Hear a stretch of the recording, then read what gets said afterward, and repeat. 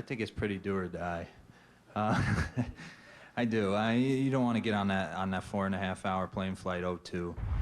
I think that it would be a huge advantage for the Dodgers, but do or die. If we lose tonight, well, might as well just stay home and go home and forfeit the game in Los Angeles. I don't see us doing that. The always entertaining Lou Piniella, whose troops lost Game 1, 7-2 to the Dodgers tonight. They send Carlos Zambrano to the mound against Chad Billingsley, who's another fine Dodger pitcher. 16-10 with that ERA 3.14, among the best in the National League.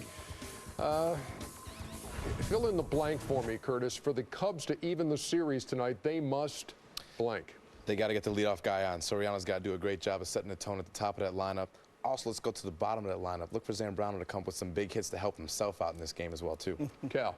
I was going to say the same thing. They got to get their offense started. And Zambrano's got to pitch a game, but Zambrano his biggest contribution might be his bat tonight. Is there ever a tendency, Eck, when you have a lead, you've gone into somebody's building, and so you've gotten your game?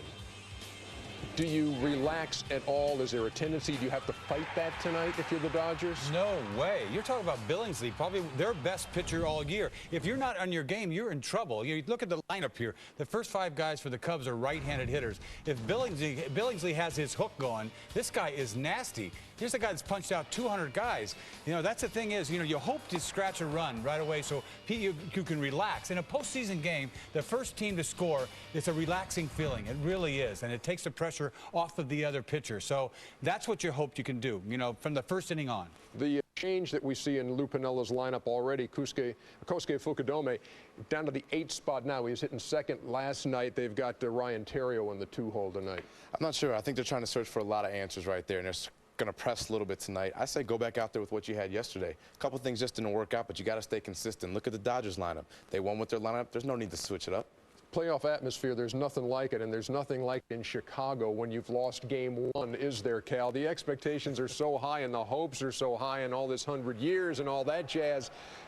What does that do to a team before it takes the field? Well, I mean, you can't think about the pressure. And if you're the Dodgers or whatever else, you got to go out there and say, okay, I'm not satisfied with just winning 1. But certainly if they can go out there and let the game come to them, either team, whoever can relax the best, and especially the Cubs right now, they need to relax, let the game come to them. Don't try to do too much. Just do what you normally do, and that will be enough. Manny Ramirez went deep last night. Of course, James Loney hit the big shot, but does the approach in terms of how you approach Manny change at all going into this game, Mac? Well, you already talk about not pitching to Manny. Last night, they didn't pitch to anybody. You know, 7 walks in the first 4 innings. I mean, you know, you got to go after everybody. You just got to go after everybody. And if the situation arises that you can pitch around Manny, then you do. But for the most part, you got to go after everybody. So the Dodgers with 84-78 record in the regular season and a 1-0 lead in this series in Chicago tonight. Wrigley Field for Game 2 of this NLDS. The #1 team in the National League record-wise, the Cubs at 97-64 on the ropes if they don't win this one. We're coming back.